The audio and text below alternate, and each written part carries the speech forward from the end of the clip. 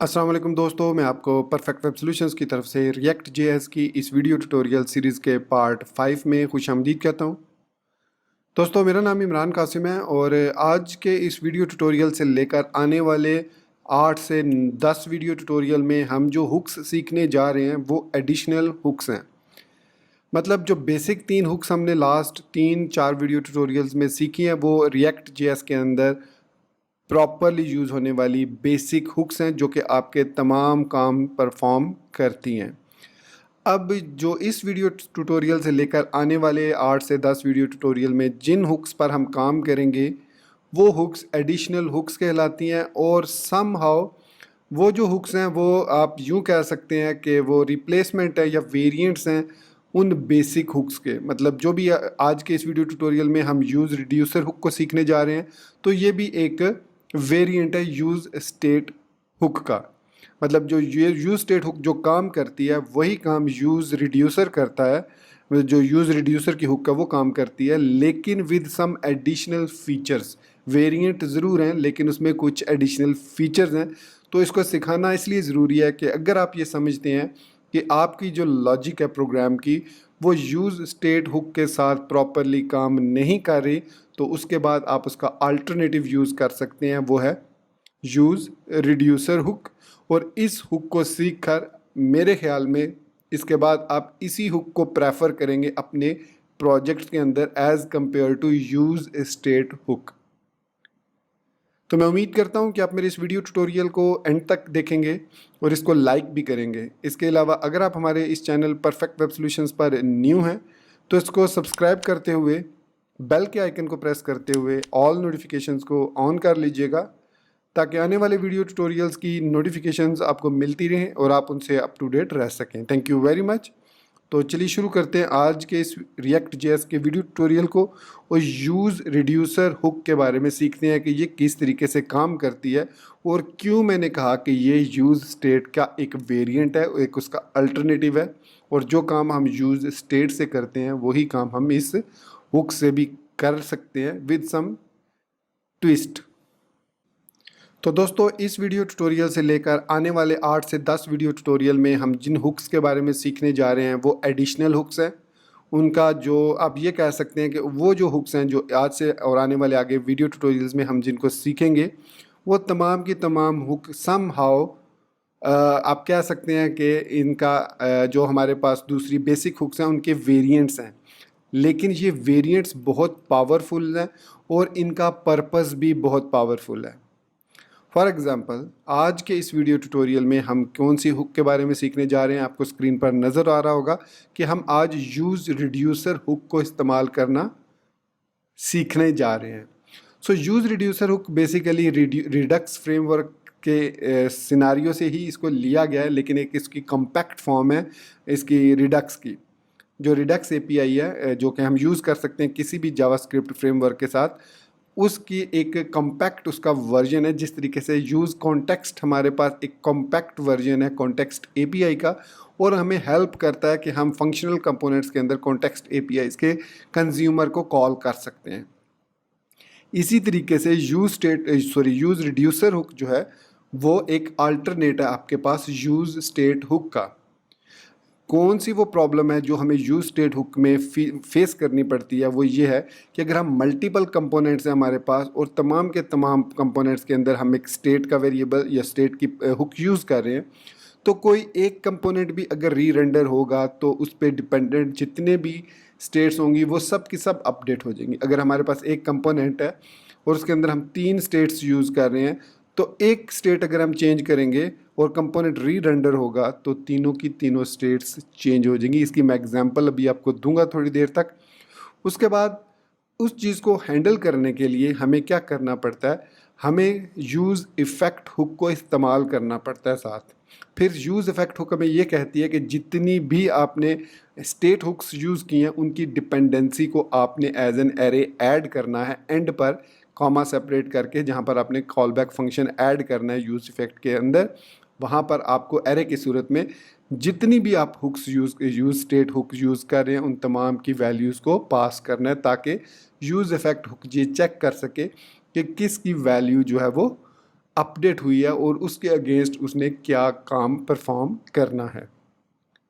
सो ये था इंट्रोडक्शन थोड़ा सा यूज़ रिड्यूसर हुक का। और अभी हम यूज़ रिड्यूसर हुक को जब प्रैक्टिकली सीखेंगे तो हम देखेंगे कि यूज़ रिड्यूसर हुक को किस तरीके से हम इस्तेमाल करते हैं इनसाइड रिएक्ट जेएस। तो सबसे पहले हम देखते हैं कि जो स्टेट हुक है वो हमें कहाँ पर प्रॉब्लम करती है। स्टेट हुक जो है वो हमें प्रॉब्लम करती है जब हम यूज़ इफ़ेक्ट हुक को इस्तेमाल करते हैं और उसके अंदर हम इनिशियली किसी स्टेट को अपडेट करना चाह रहे हैं। फॉर एग्ज़ाम्पल हम अगर यहाँ पर एक स्टेट हुक लेते हैं, यूज़ स्टेट, मैं इस वक्त VS कोड में हूँ, यहाँ पर हमने यूज़ स्टेट हुक ली और यहाँ पर हमने एक काउंट का वेरिएबल लिया और सेट काउंट का उसका कॉल बैक फंक्शन है उसके साथ यूज़ स्टेट हम लिख रहे हैं और उस यूज़ स्टेट की बाय डिफ़ॉल्ट वैल्यू हमने 0 रखी।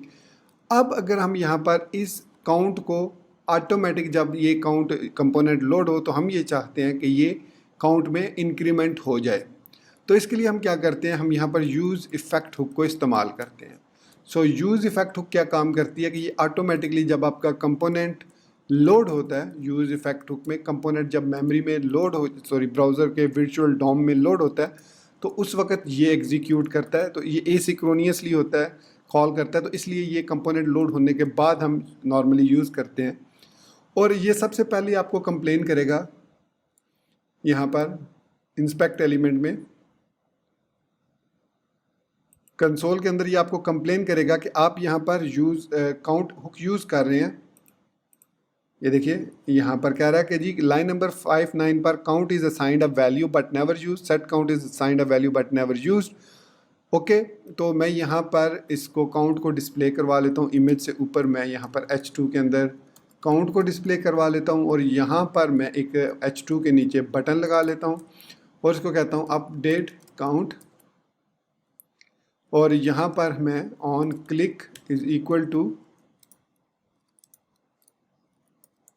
Set count +1। सो ये हमने एक नॉर्मली एक कोड लिखा, तो अब हमारा एरर तो ख़त्म हो गया। यहाँ पर आप देखें अब हमारे पास अपडेट काउंट भी आ रहा है। लेकिन अगर हम इस यूज़ इफ़ेक्ट हुक के साथ यूज़ करना चाहें, इस काउंट को अपडेट करना चाहें, जैसे मैं लिखता हूँ सेट काउंट +1, तो अब क्या होगा, ये कंपोनेंट ऑटोमेटिकली री रेंडर होना शुरू हो जाएगा और हमारी जो काउंट है ये देखिए इंक्रीमेंट होना शुरू हो गया। और वो कह रहा है React hook use effect contains a call to set count without a list of dependencies, this can lead to an infinite chain of updates to fix this, pass count as a second argument to use effect hook. Okay, so let's pass here count. अब देखते हैं कि अब क्या होगा। अब ये दोबारा री रेंडर हुआ, लेकिन अगेन अब प्रॉब्लम उसने वो नहीं दी, लेकिन साथ ही उसने कहा जी warning maximum update depth exceed, this can happen when a component call set state inside use effect. So it means हम जो है वो यूज इफेक्ट के अंदर सेट स्टेट को यूज़ नहीं कर सकते। लेकिन नॉर्मली मैं आपको एक ट्रिक बताता हूँ जो हमने रिएक्ट क्विज ऐप में यूज़ किया था। वो ये था कि हमने यहाँ पर इफ़ कंडीशन लगाई थी कि if count is less than 10 suppose हम कहते हैं, और देन वो सेट काउंट करे काउंट +1। तो इससे क्या होगा कि हमारी हुक रन होगी और जैसे ही 10 काउंट्स पूरे हुए उसने इस यूज़ इफेक्ट हुक को खैरबाद कह दिया, इसको गुड बाय कह दिया और यहाँ से बाहर आ गया। और हमें वो जो मैक्सिमम स्टैक का प्रॉब्लम था वो हमारा सॉल्व हो गया। ये टेक्निक हमने यूज़ की थी अपनी रिएक्ट क्विज ऐप के अंदर भी, कि हमने यूज़ इफेक्ट के अंदर जो है वो APIs को कॉल किया था। अगर आपने मेरा वो कंप्लीट वीडियो देखा हो तो उसमें आपको पता होगा। तो ये प्रॉब्लम आती है यूज़ इफेक्ट के साथ, हम इसको इस तरीके से भी यूज़ नहीं कर सकते without using use effect hook. अब अगेन हमें वो प्रॉब्लम्स वही फेस करनी पड़ेगी। देखिए यहाँ पर अब वो कह रहा है कि too many re renders, React limits the number of renders to prevent an infinite loop. मतलब अब आपका ये इनफाइनाइट लूप है तो आप इसको यहाँ पर भी यूज़ नहीं कर सकते। मीन्स टू से जो स्टेट है हमारे पास यूज स्टेट हुक है उसमें हम इनिशियलाइज नहीं कर सकते स्टार्टिंग पर अपने कंटेंट को, लेकिन यूज़ रिड्यूसर हुक के साथ हम इसको इनिशियलाइज कर सकते हैं अपनी मर्ज़ी से। और यहाँ पर हमें यूज़ इफेक्ट हुक को भी इस्तेमाल करने की ज़रूरत नहीं है। तो अब हम एग्जांपल्स देखेंगे यूज़ रिड्यूसर हुक्स की। तो चलिए यूज़ रिस्टेट को रिमूव करते हैं और बढ़ते हैं यूज़ रिड्यूसर की तरफ। तो I am going to clean everything.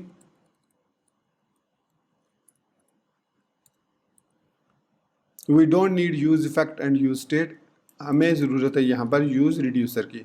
तो यहाँ पर यूज़ रिड्यूसर हम ले लेते हैं। अब यूज़ रिड्यूसर जो हुक है उसका जो सबसे पहला पैरामीटर है वो उसको एक कॉल बैक फंक्शन चाहिए होता है, जिसको हम डिस्पैच फंक्शन कहते हैं। कि जब भी हम रिड्यूसर को डिस्पैच करेंगे तो वो जो फंक्शन होगा वो सबसे पहले इनिशियलाइज होगा और डिपेंडिंग ऑन योर डिस्पैच वो जो भी फंक्शन आप परफॉर्म करना चाह रहे हैं वो आप परफॉर्म करेंगे। तो हम फंक्शन को कहीं पर भी क्रिएट कर सकते हैं, with in the functional component भी कर सकते हैं। जिस तरीके से हमने कॉन्टेक्स्ट का एक अलग से जेएस फाइल बनाई उसी तरीके से हम रिड्यूसर की भी एक अलग से क्लास बना सकते हैं।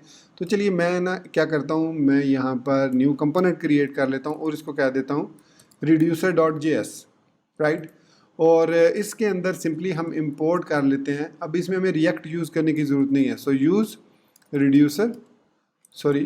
रिड्यूसर हुक हमने क्रिएट कर दी और यूज़ रिड्यूसर यहाँ पर जब हम इसको फ्रॉम रिएक्ट इंपोर्ट कर लेते हैं उसके बाद इसको सबसे पहले एक फंक्शन चाहिए होता है। उस फंक्शन का कोई भी नाम हो सकता है। सो मैं कहता हूँ const my reducer is equal to a function. अब ये जो फंक्शन है ये दो पैरामीटर लेता है। पहला पैरामीटर इसका स्टेट होता है, दूसरा इसका एक्शन होता है। मतलब आप जब डिस्पैच करेंगे किसी भी फंक्शन को यूज़ रिड्यूसर के साथ तो वो एक्शन को पास होगा और एक्शन डिसाइड करेगा कि कौन सा एक्शन हमने परफॉर्म करना है।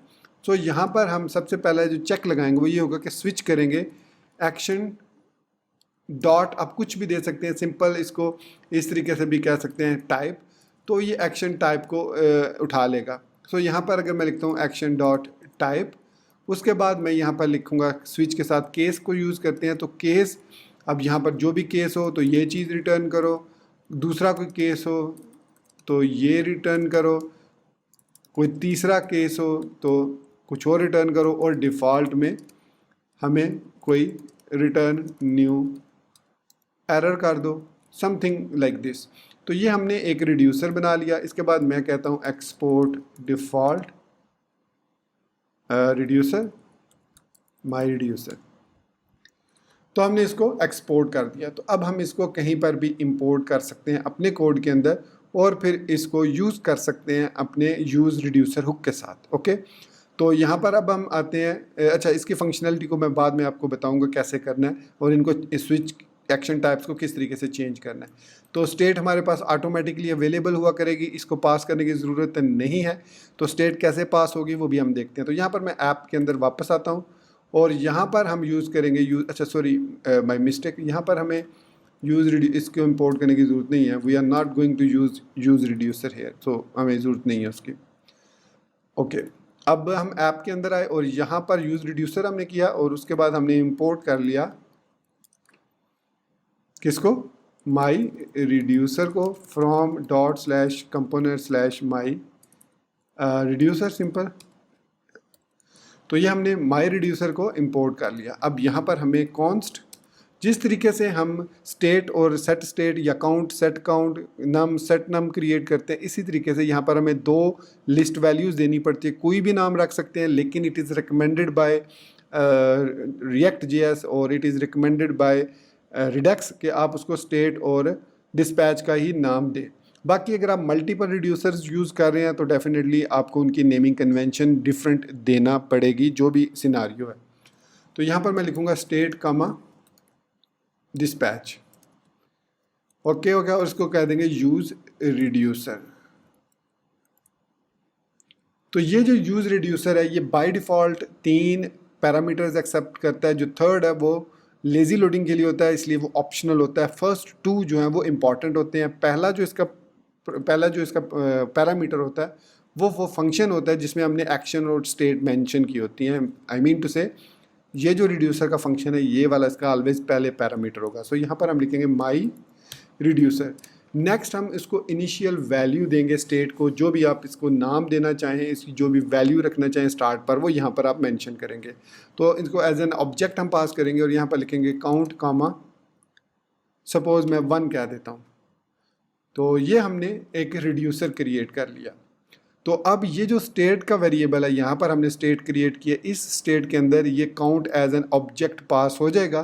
तो इट मीन्स अगर हम ये वैल्यू कंपोनेंट के अंदर एक्सेस करना चाह रहे हैं यहाँ पर H2 में, तो हमें क्या लिखना होगा, स्टेट डॉट काउंट।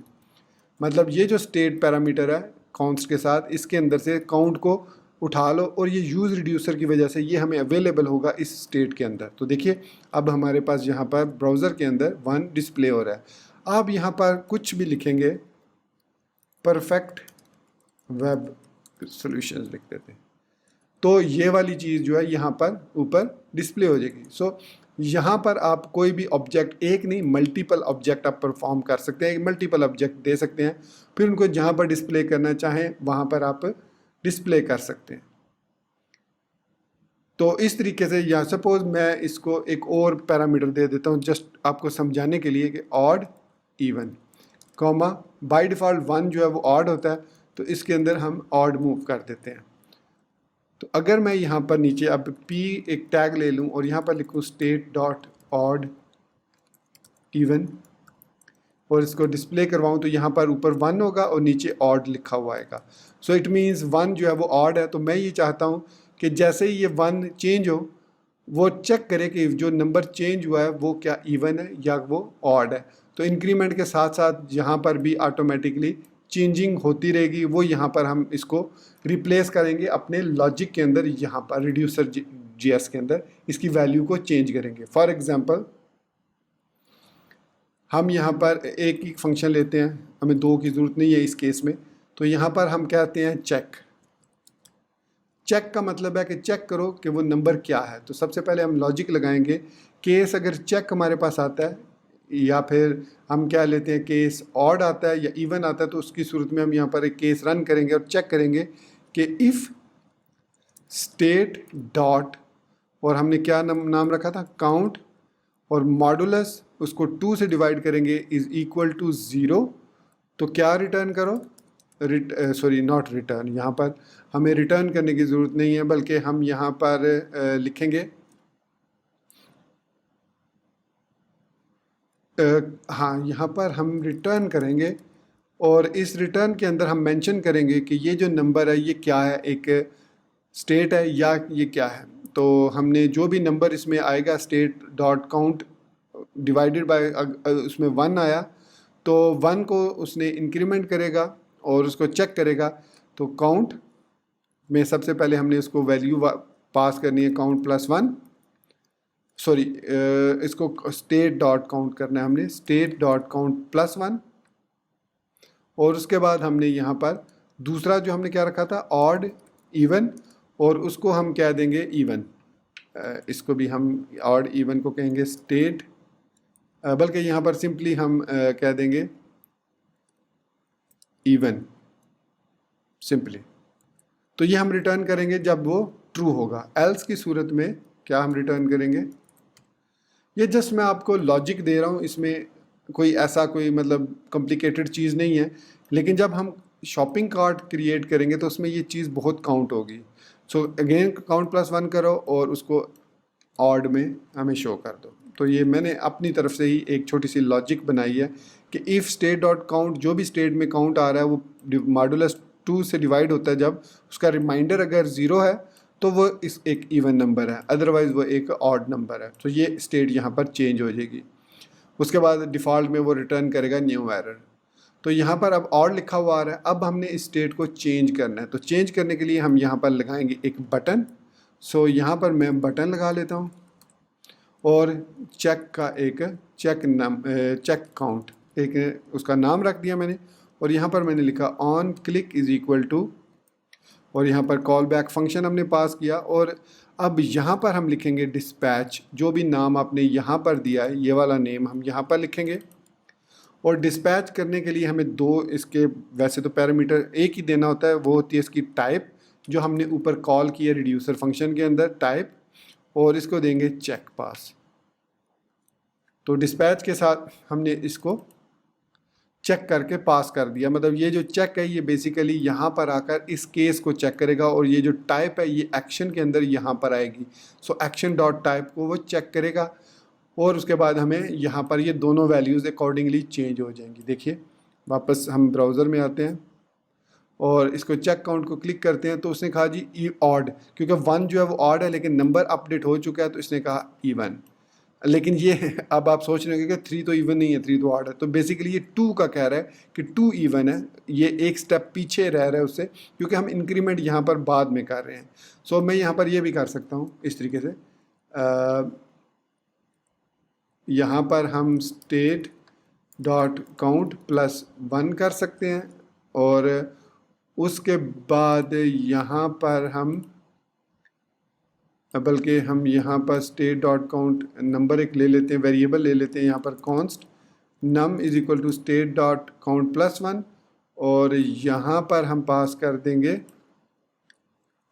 नम को, बल्कि इसकी ज़रूरत नहीं है ऐसे और ज़्यादा कंप्लीट। तो कहने का मकसद ये है कि वो जो हम यहाँ पर कर रहे हैं उसको हम यहाँ पर पहले से ऐड कर लेते हैं, इस तरीके से कर लेते हैं। स्टेट सॉरी ये इसको मॉडुलस 2,1 नहीं लेना चाहिए, इसको ये प्लस करने के बाद उसका मॉडुलस लेना चाहिए।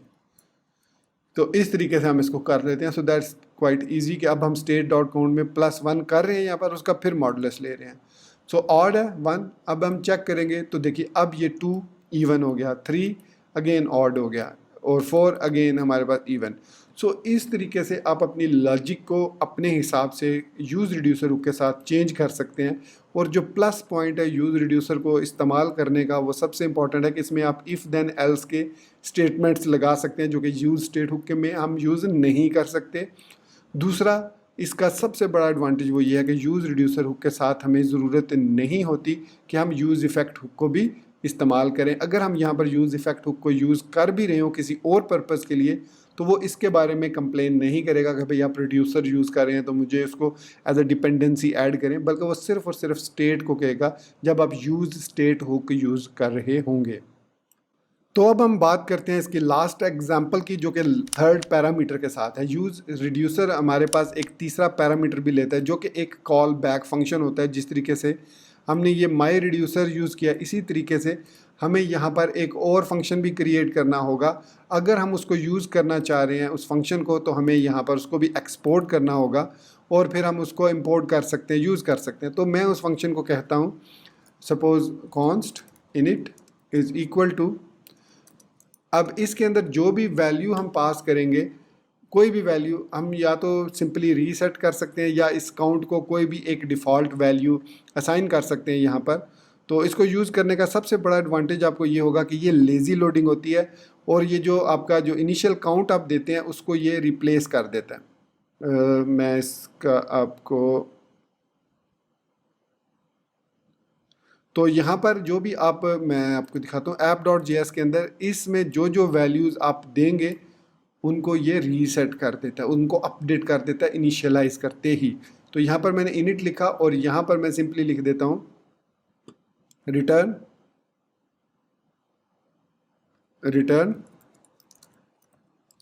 काउंट 2 कॉमा और even odd even comma even. तो ये मैंने इसको कॉल बैक फंक्शन को क्रिएट किया और यहाँ पर मैं करूँगा एक्सपोर्ट। अब यहाँ पर डिफ़ॉल्ट हम नहीं दे सकते, हमें डिफ़ॉल्ट, क्योंकि एक ऑलरेडी हम डिफ़ॉल्ट यूज़ कर रहे हैं तो हम इसको डिफ़ॉल्ट नहीं कर सकते। तो सिंपली मैं लिखूँगा एक्सपोर्ट इनिट। मैं यहाँ पर भी लिख सकता हूँ एक्सपोर्ट कॉन्स्ट इनिट, इस तरीके से एक्सपोर्ट कॉन्स्ट इनिट। फिर हमें यहाँ पर लिखने की ज़रूरत नहीं है, इस तरीके से मैं इसको एक्सपोर्ट कर सकता हूँ। सो हमारे पास कोई एरर तो नहीं आ रहा, यहाँ पर चेक कर लेते हैं ताकि हम फिर आगे बढ़ें। तो कंसोल के अंदर कोई भी एरर नहीं होना चाहिए। सो नो मोर एरर। अब इसको इंपोर्ट कैसे करना है, इस इनिट को, इसको इंपोर्ट करने के लिए app.js में जहाँ पर आपने माई रिड्यूसर को लिखा है वहीं पर आप कॉमा डालेंगे और करली ब्रैकेट्स के अंदर लिखेंगे इनिट। तो ऑटोमेटिकली वो इनिट फंक्शन यहाँ पर कॉल हो जाएगा और उसको हम एज अ थर्ड पैरामीटर यहाँ पर पास कर देंगे इस तरीके से। तो ये होता है थर्ड पैरामीटर। अब अगर आप यहाँ पर देखें, सो यहाँ पर 2 लिखा हुआ है और यहाँ पर इवेंट लिखा हुआ है, क्योंकि मैंने जो रिड्यूसर है उसके अंदर यहाँ पर इवेंट लिख दिया था। तो उसने ओवरराइड कर दिया जो वैल्यू हमने यहाँ पर मेंशन किया, सॉरी यहाँ पर इस जगह पर। तो इसको हम अनडिफाइंड भी कह सकते हैं, हमें ज़रूरत नहीं, जब हमें इसको ज़रूरत नहीं है क्योंकि वो ऑटोमेटिकली इनिट को उठा रहा है, तो यहाँ पर अनडिफाइंड भी हो तो प्रॉब्लम हमें नहीं होगी। तो यहाँ पर देखिए हमारे पास 2 आ गया, इवन आ गया। अब इसको आप प्लस माइनस करते जा रहे हैं। अब इस इनिट हुक को यूज़ करने का दूसरा एडवांटेज क्या है? दूसरा एडवांटेज ये है कि हम यहाँ पर एक और बटन लगा सकते हैं इस तरीके से, और उस बटन के अंदर हम यूज़ कर सकते हैं रीसेट को। हम यहाँ पर लिख सकते हैं कि भाई इसको रीसेट कर दो। तो रीसेट किस तरीके से करना है मैं इसको आपको दिखाता हूँ। रीसेट करने के लिए हमें टाइप उसके साथ मेंशन करनी होगी, तो मैं कह देता हूँ टाइप रीसेट है, और उसके बाद जो सेकंड पैरामीटर है हमें पे लोड पैरामीटर देना होता है, और इस पे लोड के अंदर जो भी हम वैल्यूज़ इसमें देना चाहें वो वैल्यूज़ दे सकते हैं। फॉर एग्जांपल मैं कहता हूँ count 2 comma even odd colon, और इसके साथ मैं ऑड कह देता हूँ। तो ये हमने पे लोड इसको एज अ सेकंड पैरामीटर पे लोड पास कर दिया। अब हमें रिड्यूसर के अंदर सबसे पहले एक केस क्रिएट करना होगा कि अगर वो केस आता है एक्शन में, फॉर एग्जांपल रीसेट, तो क्या करो, इसी फंक्शन को कॉल करना है, और इसके अंदर हम, बल्कि हमें ज़रूरत नहीं थी वो मेंशन करने की, तो हम सिंपली रिटर्न कर सकते हैं यहाँ पर इनिट को इस तरीके से। सो हमने यहाँ पर उसको बता दिया कि रीसेट कर दो और रिटर्न कर दो इनिट को। तो यहाँ पर हमें पे लोड के मेंशन करने की ज़रूरत नहीं है, क्योंकि हमें पे लोड उस सूरत में करते हैं जब हम अपनी मर्ज़ी की वैल्यू देना चाहें। तो यहाँ पर हम टाइप ही लिख सकते हैं, simple type reset. So type reset क्या करेगा अब देखते हैं। यहाँ पर हमारे पास 2 बटन आ चुके हैं, काउंट हो रहा है। अब मैं जब रीसेट करूँगा तो वापस वैल्यू 2 हो गई। So check count reset, value again 2 हो गई। तो यहाँ पर हम पे लोड को उस वक्त यूज़ करते हैं जब कोई कस्टम वैल्यू हमें देनी हो। तो सपोज़ मैं अगर कंट्रोल शिफ्ट Z करता हूँ और यहाँ पर अगेन मैं लिख देता हूँ पे लोड इज़ इक्वल टू, और यहाँ पर मैं काउंट को 100 दे देता हूँ, और कॉमा दे के दूसरी जो इसमें वैल्यू थी ऑड इवन, वो मैं दे देता हूँ इवन। तो क्योंकि हमें पता है कि 100 जो है वो एक इवन नंबर है। सो ये हमने 2 वैल्यूज़ इसमें पे लोड के अंदर पास कर दी। सो इस पे लोड को हम यहाँ पर रिटर्न कर सकते हैं इस तरीके से, एक्शन डॉट पे लोड, इस तरीके से भी कर सकते हैं, और या सिंपली हम रिटर्न कर सकते हैं यहाँ पर। अब हमें इनिट फंक्शन को कॉल करने की ज़रूरत नहीं है, हम पे लोड को इस तरीके से वापस एक्शन डॉट पे लोड रिटर्न कर दो। सो इस सूरत में भी अगर हम यहाँ पर इंक्रीमेंट करेंगे और जैसे रीसेट को क्लिक करूँगा यहाँ पर 100 पास हो जाएगा। सो देखिए 100 यहाँ पर पास हो गया। सो जो भी वैल्यू आप यहाँ पर पास करेंगे एज अ सेकंड पैरामीटर, इसका नाम कुछ भी हो सकता है, रीसेट हो सकता है, मैं रीसेट ही दे देता हूँ, आई एम श्योर ये प्रॉब्लम नहीं करेगा। सो केस रीसेट है, सो एक्शन डॉट रीसेट पास कर दो। सो ये जस्ट नेमिंग कन्वेंशन है जो कि फॉलो करती है रिडक्स जेएस को, सो इसलिए रिडक्स एपीआई को, तो इसलिए मैंने उसको पे लोड लिखा। लेकिन अदरवाइज़ आप कुछ भी नाम दे सकते हैं, पे लोड हो या आपका रीसेट हो, कोई भी नाम आप यहाँ पर देख सकते हैं, लेकिन मेक श्योर कीजिए कि यहाँ पर भी आप फिर रिटर्न वही कर रहे हो। अगर आप कुछ भी पास नहीं करते, स्टिल आप रिटर्न को यूज़ करना चाह रहे हैं, तो यहाँ पर आप इसको कुछ भी पास मत करिए, और यहाँ पर रिड्यूसर के अंदर सिंपली आप इनिट को कॉल कर लीजिए, इनिट फंक्शन को, जो कि यहाँ पर हमने क्रिएट किया हुआ है। सो जैसे ही हम इस इनिट फंक्शन को कॉल करेंगे अगेन हमारी वैल्यूज़ रीसेट हो जाएंगी। प्लस हम इस इनिट में फर्दर लॉजिक भी लगा सकते हैं कि यहाँ से जो वैल्यू हम सपोज पास कर रहे हैं, अगर वो वैलिड है तो उसको रिटर्न करे, अदरवाइज़ कोई वो एरर भी रिटर्न कर सकता है। सो खैर बहुत से यूज़ केसेस हैं इसके, बहुत ज़्यादा यूजेज है यूज़ रिड्यूसर हुक का। तो ये हमें एडवांटेज होता है यूज़ रिड्यूसर हुक को यूज़ करने का कि ये यूज़ स्टेट हुक की तरह काम नहीं करती, बल्कि इसमें हम अपनी लॉजिक को भी ऐड कर सकते हैं। तो दोस्तों ये था हमारा आज का रिएक्ट जेएस के हुक्स का वीडियो ट्यूटोरियल, जिसमें हमने एडिशनल हुक्स में पहली हुक जो है वो यूज़ रिड्यूसर हुक को इस्तेमाल करना सीखा, और ये देखा कि ये किस तरीके से डिफ्रेंशिएट करती है हमें यूज़ स्टेट से और उसके अलावा यूज़ इफ़ेक्ट हुक से। सो होपफुली अगर आपने यूज़ रिड्यूसर को अच्छे तरीके से समझ लिया, तो अब आप अपनी एप्लीकेशन में जहाँ पर आप एक कॉम्प्लिकेटेड लॉजिक स्टेट के साथ मेंशन करना चाह रहे हैं, वहाँ पर आप यूज़ रिड्यूसर हुक को स्टार्ट कर देंगे यूज़ करना। तो आई नो ये वीडियो थोड़ी 30 मिनट्स की हो चुकी है, लेकिन मैं उम्मीद करता हूँ कि आपने अगर यहाँ तक आ चुके हैं तो आपने इसको पूरा देख लिया और आपको समझ लग गई है कि यूज़ रिड्यूसर हुक क्या काम करती है। अगर स्टिल आपको कोई कन्फ्यूजन हो तो इसी वीडियो के कमेंट सेक्शन को आप यूज़ कर सकते हैं, हमारे सोशल मीडिया नेटवर्क्स को ज्वाइन कर सकते हैं, जिसके लिंक्स आपको नीचे एज अ लोअर थर्ड मिल रहे होंगे। तो आप हमें वहाँ पर फॉलो कीजिए और आप अपने क्वेश्चंस को पोस्ट कर सकते हैं और एज सुन एज़ पॉसिबल जैसे भी हो मैं उस क्वेश्चन को रिप्लाई करता हूँ।